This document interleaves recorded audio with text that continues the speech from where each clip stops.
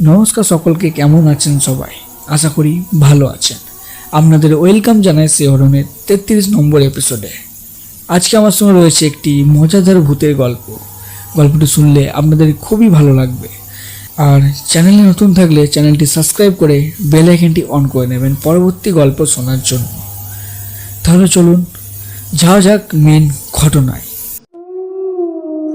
আতঙ্কের শেষ ঠিকানা মানেই শিহরণ উইথ কার্তিক।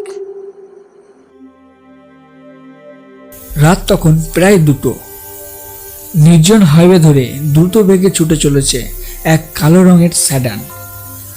চারপাশে ঘুটঘুটে অন্ধকার। দূরে মাঝে মাঝে রাস্তার ল্যাম্পপোস্টের হলুদ আলো পড়ে নৃশংস ছায়ার সৃষ্টি করেছে। গাড়ি চালকের নাম আরিফ। পেশায় তিনি একজন সাংবাদিক। আজকের রাতটি যেন কিছুটা অস্বাভাবিক। কোথাও কোনো প্রাণের স্পন্দন নেই। রেডিওতে হালকা আওয়াজ আসছিল, তবে সেটা হঠাৎ করে বন্ধ হয়ে গেল। আরিফ সামনের রাস্তার দিকে তাকিয়েছিলেন।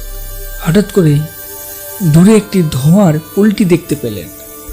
ধোঁয়ার মাঝে স্পষ্ট একটা অবয়ব দেখা গেল। তিনি গাড়ি থামানোর চিন্তা করলেন, কিন্তু ঠিক তখনই সেই অবয়বটা মিশিয়ে গেল। আরিফ গাড়ি চালিয়ে সামনে এগিয়ে গেলেন। মিনিট 10 পর হঠাৎ করেই গাড়ির হেডলাইটের আলোয় দেখা গেল একজন সাদা পোশাকের নারী রাস্তার মাঝে দাঁড়িয়ে আছে। আরিফ দ্রুত ব্রেক চাপলেন।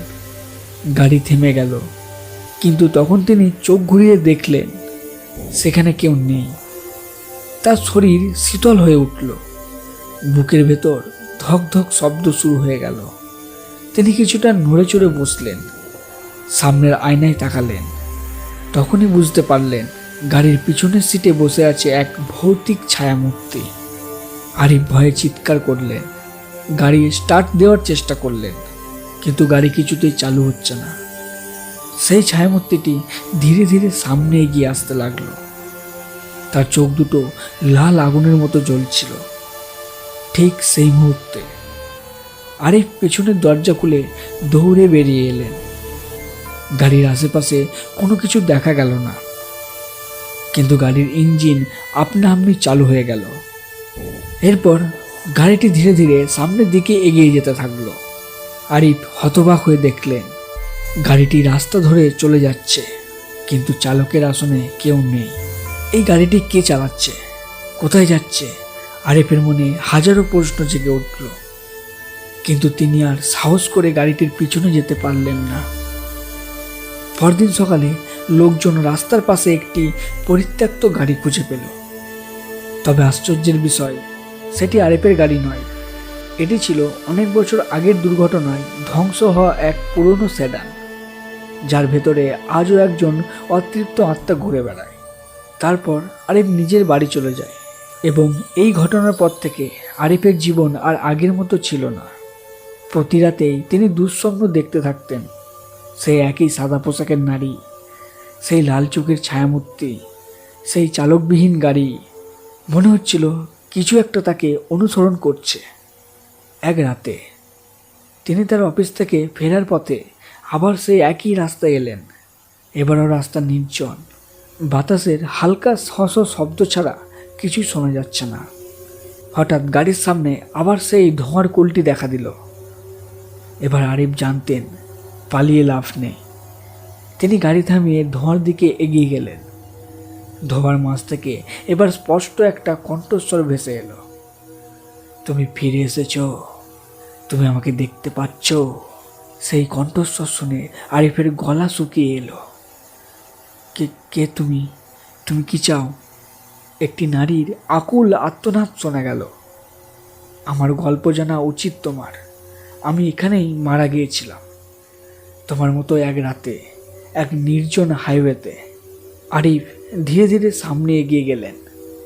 ধোয়ার কুলটির মাঝখানে গাড়ির আকৃতি স্পষ্ট হতে থাকলো।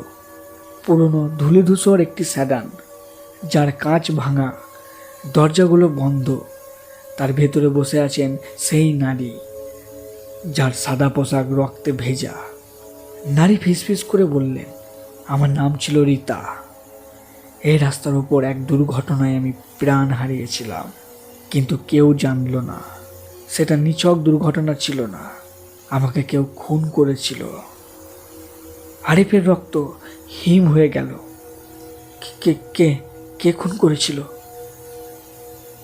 রিতার চোখে অশ্রু ঝরতে লাগলো।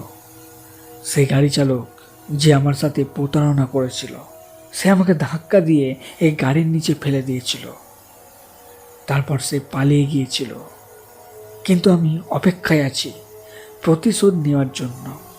হঠাৎ চারপাশে বাতাসের শশ শব্দ বাড়তে লাগলো। রিতা হাত বাড়িয়ে বলল, আমাকে সাহায্য করো, আমি ন্যায় বিচার চাই। আরিফ পিছিয়ে যেতে চাইলেন, কিন্তু তার শরীর ভারী হয়ে এলো। চারিদিক অন্ধকারে ঢেকে যেতে লাগলো। তিনি অনুভব করলেন তিনি যেন রিতার স্মৃতির ভেতরে চলে যাচ্ছেন। গাড়ির আশেপাশে হঠাৎ করে আগুন জ্বলে উঠল, আর সেই আগুনের ভেতর থেকে আরেকটি ছায়ামূর্তি আবির্ভূত হলো। একটি কালো ছায়া, যেটি ধীরে ধীরে সামনে এগিয়ে এলো। তার চোখ ছিল শূন্য, গভীর অন্ধকারে মোড়া। রিতা চিৎকার করে উঠল, ওই ব্যক্তি, ওকে আমি খুঁজছি, ওই আমার হত্যাকারী। আরিফ অবাক হয়ে দেখলে ছায়াটি ধীরে ধীরে তার দিকে এগিয়ে আসছে। তারপর আরিফ ঘুম থেকে উঠে দেখে সে আবারও একটি দুঃস্বপ্ন দেখছিল। দুঃস্বপ্নটি ছিল খুবই ভয়ানক।